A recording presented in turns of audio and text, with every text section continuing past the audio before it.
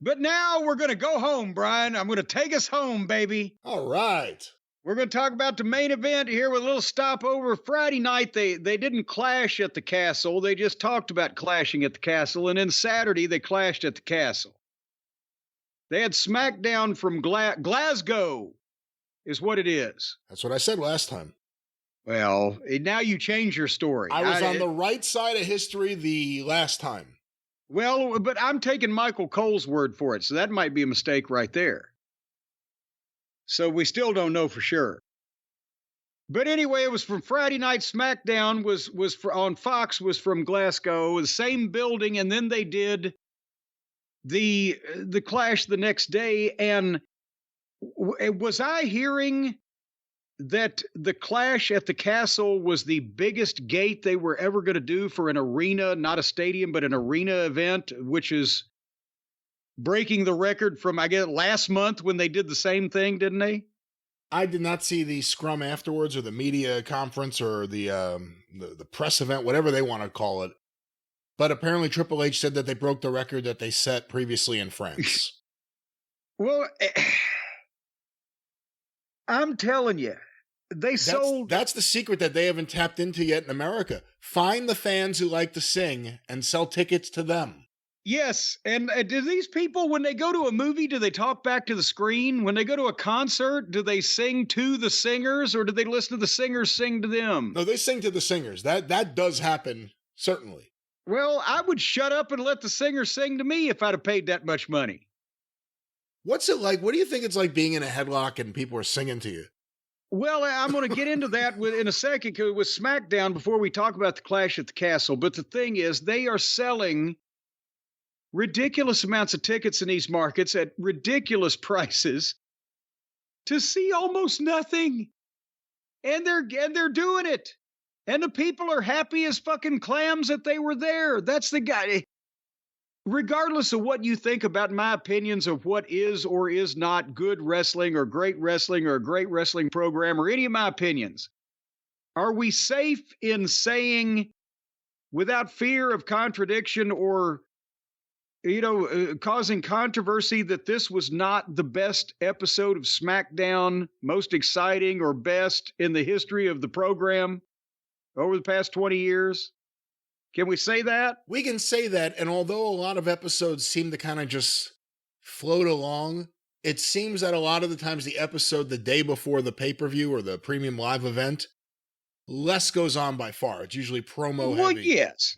I understand that, but everything's already been done. You're going to buy it or you're not, or you're going to watch it or you're not, whatever. But then can we also say that Clash at the Castle was not the most exciting, greatest arena event that the WWE has ever done in the past 25 years without causing any controversy? It's not the greatest of all time, but they're setting records. People are paying more for it.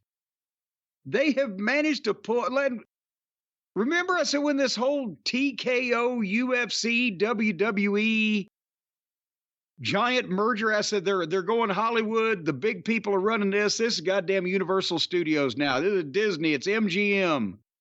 It's Monogram.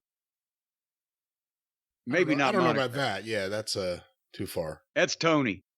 But that's the point. This is fucking giant. They are giving people just the bare minimum you can give them and call it a show. And these people are opening their fucking wallets and turning their pockets inside out and having a fucking ball. And I'm amazed. So on SmackDown, I hit fast forward until they got somebody that I cared about. And an hour into the program, here came Cody. And he starts doing an in-ring promo about AJ Styles, and the fans started singing to him. So he let them get it out of their system and got back on track. But then AJ and Gallows and Anderson come out. And the crowd starts singing to him too, but now nobody's listening.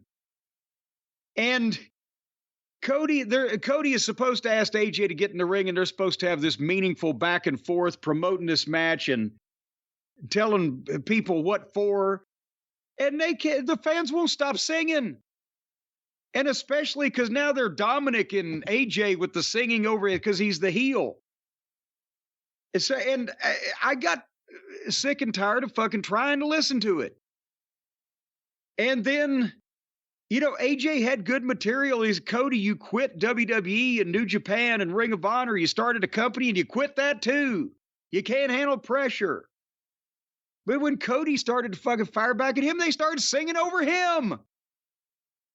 And I was like, so Cody told AJ off, AJ told Cody off, and they left. No blows were struck. What did I miss from not being able to fucking concentrate for the people fucking singing? And what was that song? I don't know, and I don't know. What language do they speak in Glasgow? They speak English. They do? I believe so. Well, then what were they saying? I don't know what they were singing. Well, you speak English. But I don't know the song. Well, you could understand speak the English. words. What if you speak That's English? why, because I couldn't understand the words. They were coming out of their mouths, so I figured it wasn't English. And if you speak English and you couldn't understand them, it wasn't English. Was it? I think someone needs to find a wrestler who knows these songs, because the first wrestler to start singing along on the microphone is going to be the biggest babyface ever. Joe Hendry. Well, he's singing his own crap, isn't he? Nice. He can sing anything. He's a singing son of a bitch. Yeah, but he's that ought to be he's what in he wrestling purgatory. He's got to get out of there first. Well, I didn't say a lot of people were going to hear him. I said he could sing it. So then I fast forwarded. I saw somebody else I gave a shit about at 9:25 p.m. Eastern. You remember I've said before, Brian, I hate to compliment anybody, hate to praise anybody, because they're going to then do something stupid publicly and make me feel bad for putting them over. Logan Paul, our boy, you see, he was on goddamn Twitter this past week swinging off a ex-president pig shit's jockstrap. And I assume... Actually, it may be the other way around, to be honest with you. Well, no, pig shit's using Logan Paul for the goddamn platform to spread his bullshit. But I'm pretty sure Logan Paul is one of these people that doesn't give a fuck, has no moral character whatsoever, and will put things like this, give them a platform just because it's famous people and he gets paid out of it. But that to me is like taking a kickback from the bank robbery. In a situation like this, to care more about making money than you do the world or the people in it, to give a criminal fucking con man the stage to spread more of his bullshit that these suckers already believe to some extent. It's not just TV or a work, it's serious world-shaping issues. And enough people believe this already without giving him an opportunity to poison our society further. So, hi, Logan, fuck you. What was the segment? Well, I didn't see the segment. What was the segment on the show here? The segment was he got home from the Tetris tournament where he got beat by a 14-year-old and LA Knight was in his swimming pool. Oh, I did see this. Yes. Yeah, and he kicked LA Knight out of his swimming pool, and LA Knight left. And then they had Solo versus Kevin Owens, and the bell rang, and they fought for 30 seconds, and they went to the floor and started bouncing each other off the desk. And Owens splashed him off the apron to the floor, and they went to the break. And I could have written those words about every other goddamn match they've ever had on this show. I didn't come back. That was SmackDown. Yeah. All right. That was SmackDown.